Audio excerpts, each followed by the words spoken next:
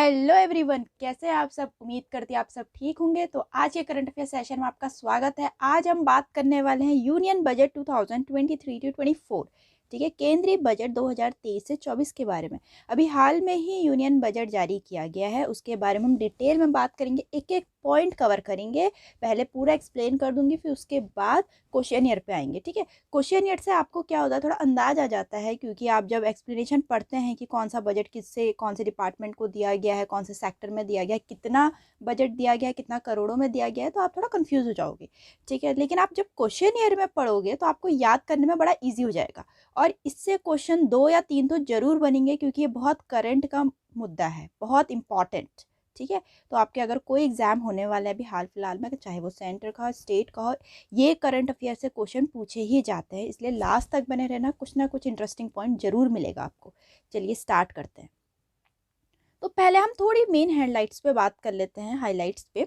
ठीक है, जैसे कि जो हमारी केंद्रीय वित्त मंत्री हैं, हमारी यूनियन फाइनेंस मिनिस्टर है निर्मला सीतारमण, उन्होंने 1 फरवरी 2023 को संसद में केंद्रीय बजट 2023 पेश किया। ठीक है, क्वेश्चन इन्हीं से बनेंगे, इसीलिए ध्यान से सुनना। पूछ सकते हैं किसने बजट को पेश किया और वो कौन है, केंद्रीय वित्त मंत्री हैं, और कहाँ पेश किया, संसद में पेश किया, और कौन कितनी बार पेश कर दिया है वित्त मंत्री निर्मला सीतारमण ने। यह 5वीं बार था, अब तक 4 बार कर दिया है, 2023 का 5वीं बार था। ठीक है, जब वित्त मंत्री निर्मला सीतारमण ने केंद्रीय बजट पेश किया है। और हमारे इंडिया का अगर देखें तो 75 नंबर का यूनियन बजट है ये। ठीक है, और इस बार की थीम क्या थी, वसुदेव कुटुंबकम। इसका मतलब है the world is one family, पूरी जो विश्व है वो एक फैमिली है। अब देखिए बजट कितने सेक्टर्स पे या कितनी प्रायोरिटीज पे दिया गया, 7 प्रायोरिटीज पे बेस्ड है। ठीक है, जो बजट है वो 7 प्रायोरिटीज पे बेस्ड है, पूछा जा सकता है। और बाकी ऑप्शन तो 4 ही आते हैं। 7 तो क्वेश्चन आपसे 7 पॉइंट्स तो आपसे पूछेंगे नहीं, 4 ही ऑप्शन पूछेंगे, लेकिन ऐसा पूछ सकते हैं कि इनमें से कौन सी प्रायोरिटी नहीं है। मोस्टली क्वेश्चन यही पूछ सकते हैं कि इनमें से कौन सी प्रायोरिटी नहीं है। आपको 3 प्रायोरिटी दे देंगे जो होंगी, और 1 प्रायोरिटी ऐसी होगी जो नहीं होगी, तो आपको उस पर टिक करना पड़ेगा। ठीक है, तो इसीलिए 7 प्रायोरिटीज ध्यान से सुनना। ठीक है, तो इंक्लूसिव डेवलपमेंट, समावेशी विकास, इंफ्रास्ट्रक्चर एंड इन्वेस्टमेंट, अवसंरचना और निवेश, यूथ पावर, युवा शक्ति पे, अनलेशिंग द पोटेंशियल, क्षमता को उजागर करना, ग्रीन ग्रोथ, हरी वृद्धि, फाइनेंशियल सेक्टर, वित्तीय क्षेत्र, रीचिंग द लास्ट माइल, अंतिम मील तक पहुंचना। इन सारे 7 प्रायोरिटीज पे बजट पेश हुआ है। ठीक है, आप कहीं पे नोट डाउन कर सकते हैं या फिर स्क्रीनशॉट ले लीजिए इसकी, आपके आने वाले एग्जाम के लिए बहुत इंपॉर्टेंट है। फिर हम बात करते हैं कि कितना फंड एलोकेट किया गया अलग अलग सेक्टर्स में। ठीक है, तो जैसे डिफेंस मिनिस्ट्री में 5.94 लाख करोड़ रुपीस इसमें एलोकेट किया गया फंड। ठीक है, फिर road and highways ministry 2.7 lakh crore rupees, railway में 2.41 lakh crore rupees, consumer affair and food public distribution 2.06 lakh crore rupee, home affair में 1.96 lakh crore rupee, chemical and fertilization 1.78 lakh crore rupees, agriculture and farmer welfare 1.25 lakh crore rupees, communication में 1.23 लाख करोड़ रुपीस, एजुकेशन में 1.1 लाख करोड़। ठीक है, तो इतना फंड एलोकेट किया गया है अलग अलग सेक्टर्स में। ठीक, अब आपको कहीं और से पढ़ने की जरूरत नहीं है, मैं इसमें पूरा निचोड़ डाल के दे रही हूँ। ठीक, तो इसको भी आप कहीं पे नोट डाउन कर लीजिए या फिर स्क्रीनशॉट ले लीजिए। बाकी अभी याद करना थोड़ा टफ लग रहा होगा आपको कि इतना सारा कैसे याद करें। अभी जब क्वेश्चन यार आएंगे आपको ऑटोमेटिक चीजें याद होती चलेंगी। ठीक है, तो घबराने की जरूरत नहीं है। अब थोड़ा देखते हैं नए टैक्सेस रेट क्या आए हैं। नई कर व्यवस्था में 7 लाख रुपए तक की आय वाले किसी भी व्यक्ति को कर नहीं देना होगा। ठीक, बहुत इंपॉर्टेंट पॉइंट है। पूछ सकते हैं कि कौन से व्यक्ति को कर नहीं देना होगा 7 लाख रुपए तक की आय वाले को।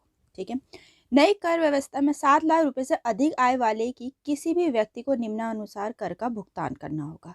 ठीक है, अब देख लीजिए ये टोटल इनकम लिखी हुई है यहाँ पर कि किसको कितना देना होगा। अप टू 3 लाख नील है, अप टू 3 to 6 लाख 5% के रेट पे, फिर 6 to 9 10% के रेट पे, ये सारे लिख रखे हैं यहाँ पे। ठीक है,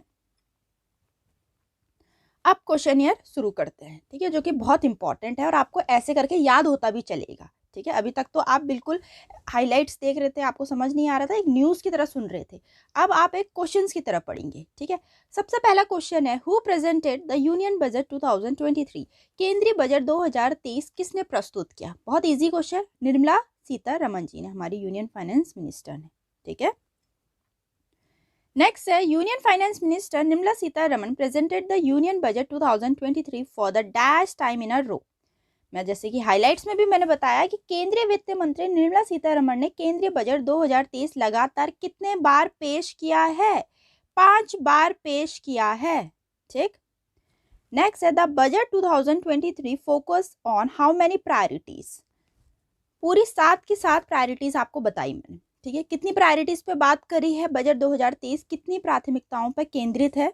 क्वेश्चन ये पूछ रखा है। 7 प्रायोरिटीज पे केंद्रित है। ठीक है, बताई थी मैंने सातों के साथ। ठीक है, अब कौन कौन सी 7 है, क्या है, आगे आगे क्वेश्चन में आता रहेगा। ठीक है, थोड़ा देख लेते हैं।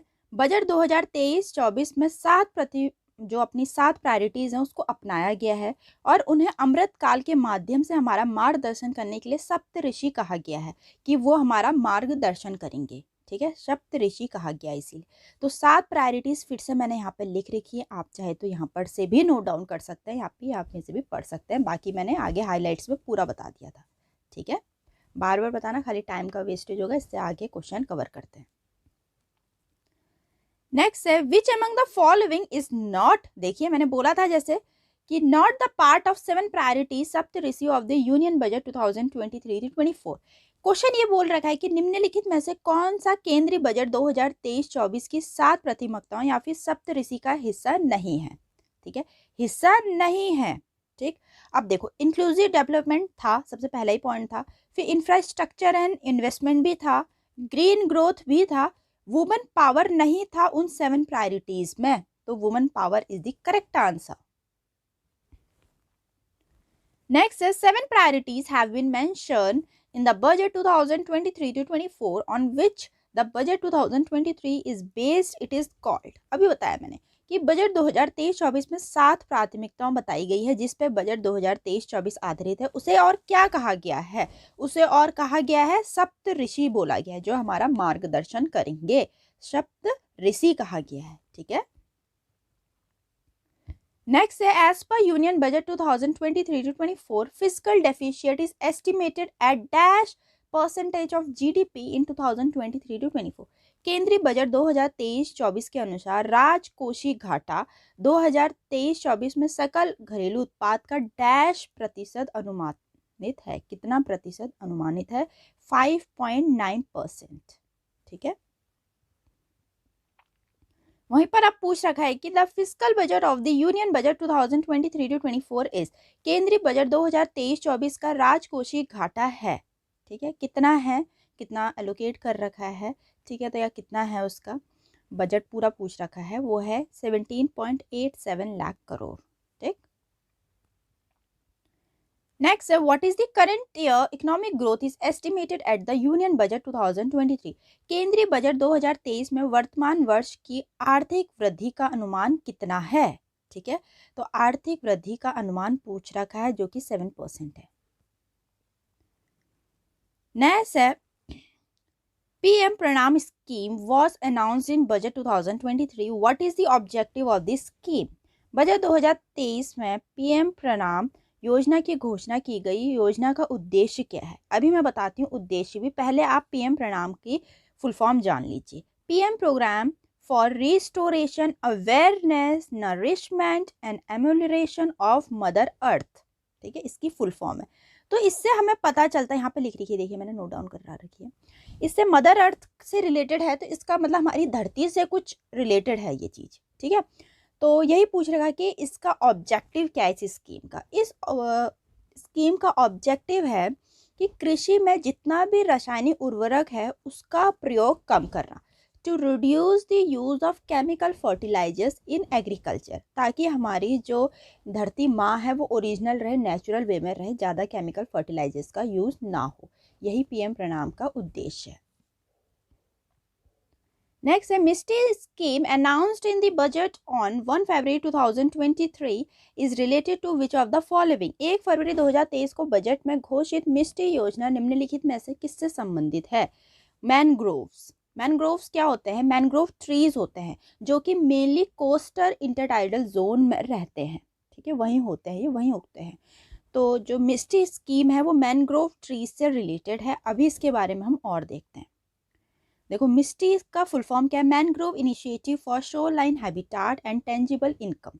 इस योजना का मुख्य उद्देश्य समुद्र तट के किनारे और नमक की भूमि पर मैनग्रोव वृक्षारोपण करना है। इसका उद्देश्य मैनग्रोव वनों को संरक्षित करना है, mainly to aim to preserve mangrove forest. ठीक है, देखिए हाइलाइट्स तो आपने देखी, उसमें भी आपको सही लगा, न्यूज़ जैसी लगी, लेकिन क्वेश्चन ईयर में आपको और क्वेश्चंस भी मिल जाते हैं, बहुत सारी स्कीम जो कि बहुत इंपॉर्टेंट है। नेक्स्ट क्वेश्चन है the Bharat Shri scheme announced in the budget 2023-24 is related to which of the following. Budget 2023-24 में घोषित की गई भारत श्री योजना का संबंध निम्नलिखित में से किससे है? पहले मैं भारत श्री बता देती हूँ। भारत श्री की फुल फॉर्म है, सबसे लास्ट में दे रखी है, देखिए यहाँ पर, ठीक है, भारत शरद रिप्रेजेंटेटिव ऑफ इंस्क्रिप्शंस। ठीक है, इंस्क्रिप्शंस पे बात चल रही है, ठीक है, तो थोड़ा देखते हैं इसका क्या एम है, मेनली रिलेटेड किससे है भारत श्री। तो भारत श्री रिलेटेड है डिजिटलाइजेशन ऑफ एंशिएंट मैन्युस्क्रिप्ट्स। प्राचीन पांडुलिपियां जितनी भी हैं, एंशिएंट मैन्युस्क्रिप्ट्स जो भी हैं, उनका डिजिटलाइजेशन करना। ठीक है, अब तो हर किसी का डिजिटलाइजेशन हो रहा, तो ये कैसे पीछे रह सकते हैं, नहीं। नेक्स्ट है Amrit Dharohar scheme to be implemented over the next 3 year to encourage optimal use of dash के इष्टतम उपयोग को प्रोत्साहन करने के लिए अगले 3 वर्षों में अमृत धरोहर योजना लागू की जाएगी। किस चीज को प्रोत्साहन करने के लिए या क्या यूज है उसका? ठीक है, ये क्वेश्चन पूछ रखा है। Wetland, enhance biodiversity and carbon stock. आर्द्र भूमि, जैव विविधता और कार्बन स्टॉक को बढ़ाएं। इसके लिए अमृत धरोहर स्कीम को इम्प्लीमेंट किया जा रहा है। नेक्स्ट है what is the maximum deposit limit for senior citizen savings scheme will be enhanced from। वरिष्ठ नागरिक बचत योजना के लिए अधिकतम जमा सीमा कितने से बढ़ाई जाएगी? ठीक है, तो ये बढ़ाई जाएगी 15 लाख टू 30 लाख, 15 लाख से 30 लाख बढ़ाई जाएगी सीनियर सिटीजन सेविंग स्कीम्स के तहत। ठीक, नेक्स्ट है what is the new scheme that focus on the fisherman and fish vendor. नई योजना क्या है जो मछुआरों और मछली विक्रेताओं पे केंद्रित है? क्वेश्चन भी बहुत इंटरेस्टिंग है ना, इससे आपको और भी नॉलेज हो रही होगी चीजों की। तो कौन सी स्कीम के तहत इन पे काम किया जा रहा है? फिशरमैन एंड फिश वेंडर्स के भविष्य के लिए काम किया जा रहा है, तो वो है प्रधानमंत्री मत्स्य किसान समृद्धि शाह योजना, PMMKSSY। तो इस न्यू स्कीम में जो कि है प्रधानमंत्री मत्स्य किसान समृद्धि सह योजना लॉन्च की गई है, जिसका इन्वेस्टमेंट या फिर जिसमें डाल रखे हैं 6000 करोड़ रुपए। ठीक है, इसमें मेनली क्या किया जाएगा? मछुआरों, मछली विक्रेता और सूक्ष्म और लघु उद्योग, जितने भी माइक्रो और स्मॉल इंटरप्राइजेस हैं, उनकी गतिविधियों और सूक्ष्म करने के लिए बाजार में उनका कितना विस्तार किया जा सकता है, कैसे उसको एक्सपेंड किया जा सकता है, डेवलप किया जा सकता है उनके काम को, है नहीं, ताकि उनको भी प्रोत्साहन मिले। नेक्स्ट है what is the new MSME scheme announced in the union budget 2023। ठीक, केंद्रीय बजट 2023 में घोषित की गई MSME योजना क्या है? माइक्रो स्मॉल बिजनेस जो होते हैं वो क्या किया गया है? ठीक है, revamped credit guarantee scheme for MSME। तो थोड़ा इसमें हम देखते हैं revamped credit guarantee scheme for MSME में क्या है। ठीक है, तो ये फिलहाल इफेक्ट में आएगी 1 अप्रैल 2023 से, और 9000 करोड़ इसमें इन्वेस्टमेंट है। कह रहे हैं यह योजना 2 लाख करोड़ रुपए के अतिरिक्त कोलैटरल फ्री गारंटी ऋण को सक्षम करेगी और ऋण की लागत को लगभग 1% तक कम करेगी। ठीक है, नेक्स्ट देखते हैं विच scheme that was announced in the union budget 2023 include skilled people who are engaged in various traditional and skilled professions। केंद्रीय बजट 2023 में किस योजना की घोषणा की गई थी जिसमें कुशल लोग शामिल हैं जो विभिन्न पारंपरिक और कुशल व्यवसायों में लगे हुए हैं? तो उस स्कीम में क्या नाम है जो स्कीम का? PM विकास, प्रधानमंत्री ठीक है, विश्वकर्मा कौशल सम्मान पूरा इसका नाम है, जिसमें कि कुशल लोग शामिल हैं जो विभिन्न पारंपरिक, ट्रेडिशनल और स्किल प्रोफेशन से रिलेटेड है। ठीक, इस योजना को देश के परिकल्पना पारंपरिक कारीगरों और शिल्पकारों के लिए यूज़ किया जाएगा या शुरू किया जाएगा, जिससे पीएम विश्वकर्मा कौशल सम्मान योजना के माध्यम से सरकार द्वारा पारंपरिक कलाकारों और शिल्पकारों को आर्थिक सहायता प्रदान की जाएगी, कि फाइनेंशियली उनको हेल्प की जाएगी। वो इतना अपने हर एक स्टेट में है ये काम, पारंपरिक कलाकार हैं जो कि अपने कल्चरल को आगे बढ़ा रहे हैं, शिल्पकार हैं वहाँ के, तो उनको आर्थिक सहायता दी जाएगी। ठीक है, नेक्स्ट है the total expenditure of the union budget 2023 to 24 is, केंद्रीय बजट 2023-24 का कुल व्यय है 45.03 लाख करोड़।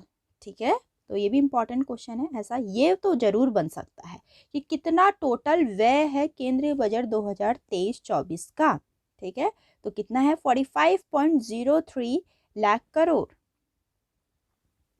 नेक्स्ट है how many teachers and support staff are to be recruited in the next 3 years for 740 Eklavya model residential school. 740 Eklavya model अवसाय विद्यालय जो कि खुल रहे हैं, उसके लिए अगले 3 वर्षों में कितने शिक्षक और सहायक कर्मचारियों की भर्ती की जानी है, ये बोला गया है बजट के टाइम पे। एज मैनी एज 38,000 38,000 शिक्षक और सहायक कर्मचारियों की भर्ती होनी है अगले 3 सालों में एकलव्य मॉडल अवसाय विद्यालयों के लिए।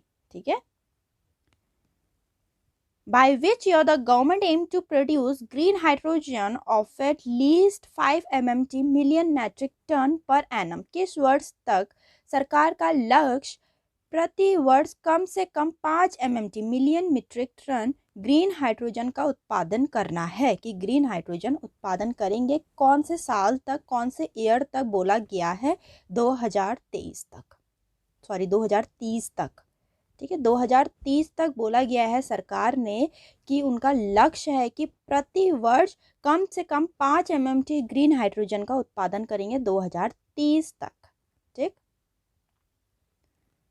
तो ये पूरा बता रखा है कि ग्रीन हाइड्रोजन क्या है। Green hydrogen is a clean energy source that only emits water vapour, जो कि सिर्फ वाटर वेपर एमिट करती है, leave no residue in the air unlike coal and oil. ठीक है, और also it reduce dependent on the fossil fuel imports.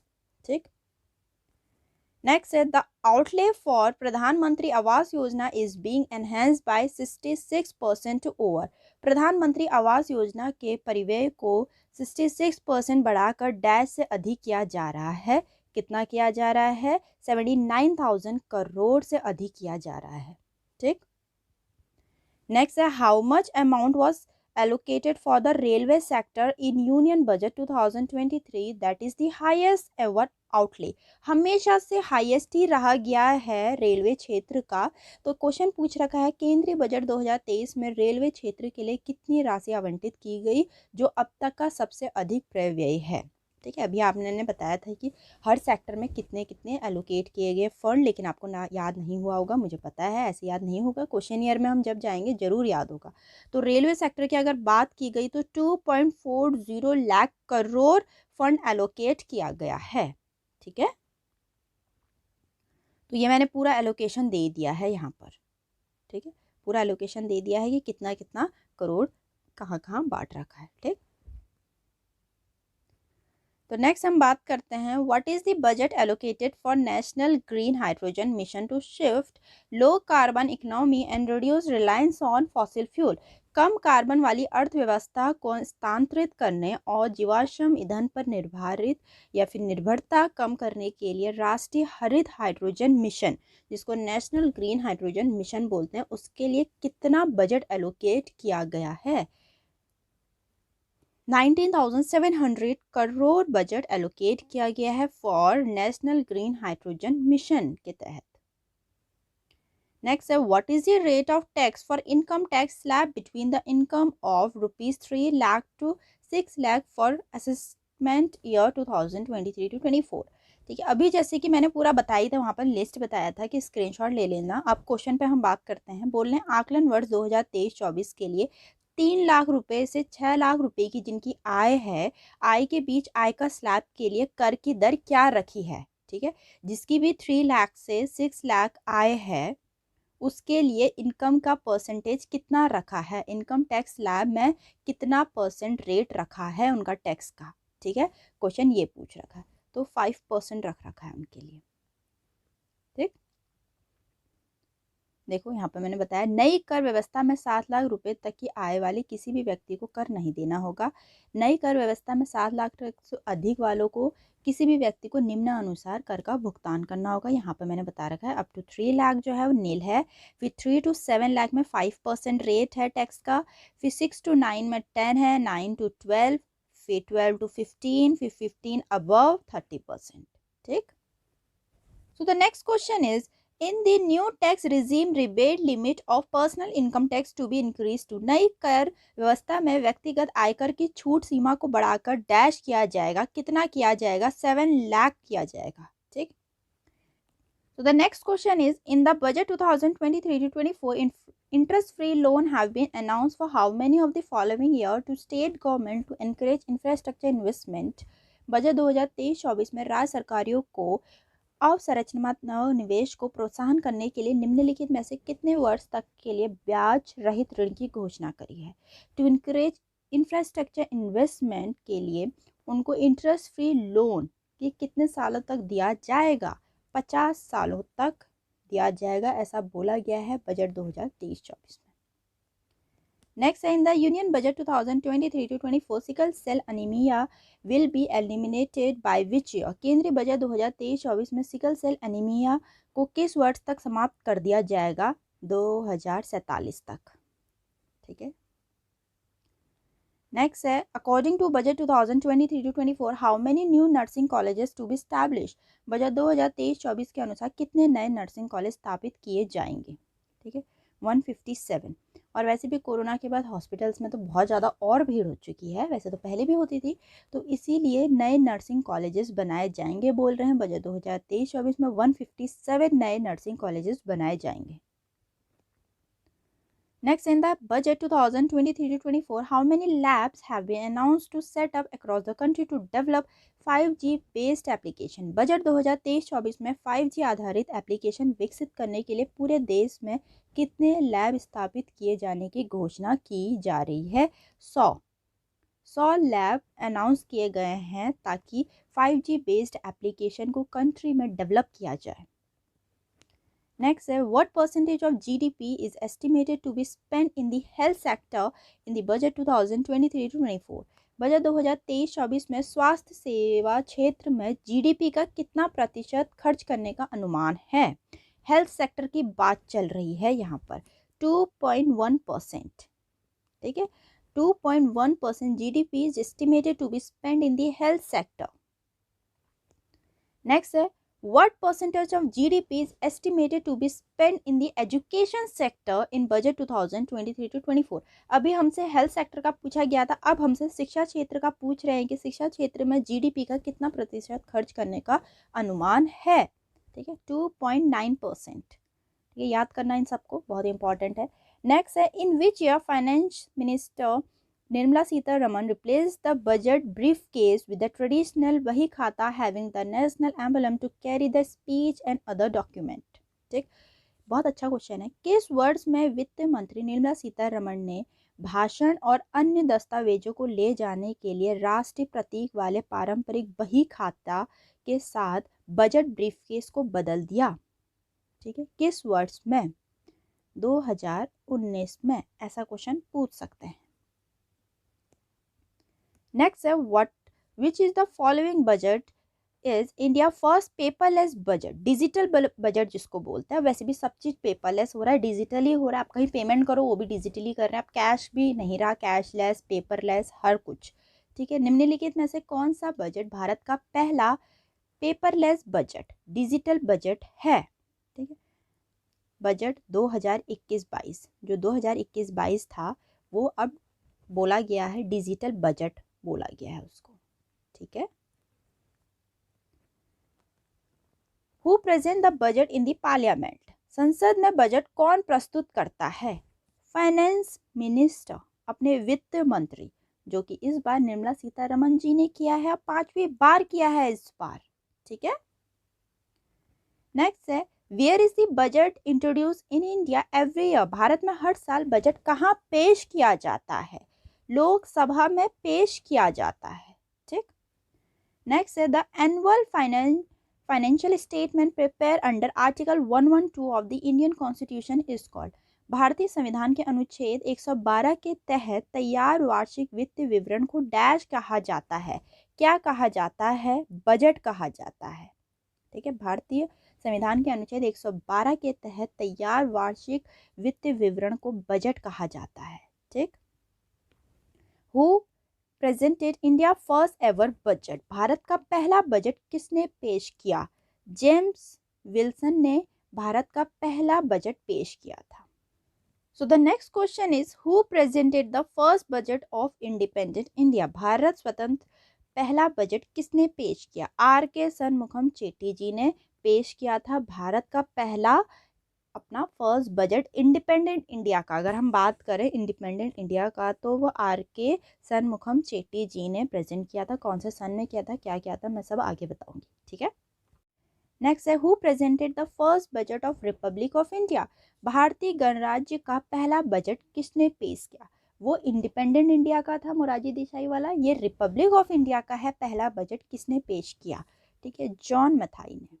ठीक, first budget of British India before independence की बात चल रही है। ठीक है, कि हमारी आज़ादी से पहले किसने बजट पेश किया? जेम्स विल्सन ने 7 अप्रैल 1860 में। ठीक है, फिर जब हमारा भारत इंडिपेंडेंट हो गया, first budget of independent India presented by R.K. Shanmukham Chetty on 26 November 1947। ठीक, first budget of republic of India presented by John Mathai on 28 February 1950।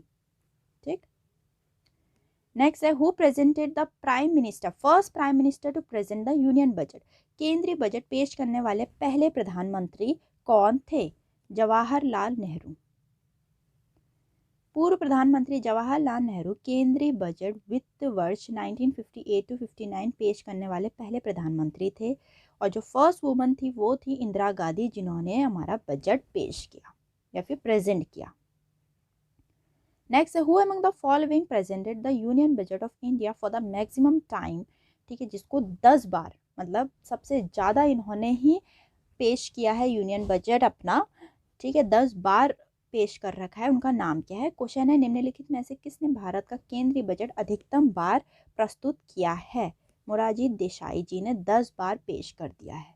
ठीक है, इसमें मैंने पूरे हिस्ट्री के क्वेश्चन भी इंक्लूड कर दिए हैं, करंट अफेयर भी कर दिए हैं, और हर एक चीज़ इंक्लूड कर रखी है कि इस बार का 2023-24 का कौन सी प्रायोरिटीज़ पे काम कर रहा है, कौन सी प्रायोरिटी पे बेस्ड है।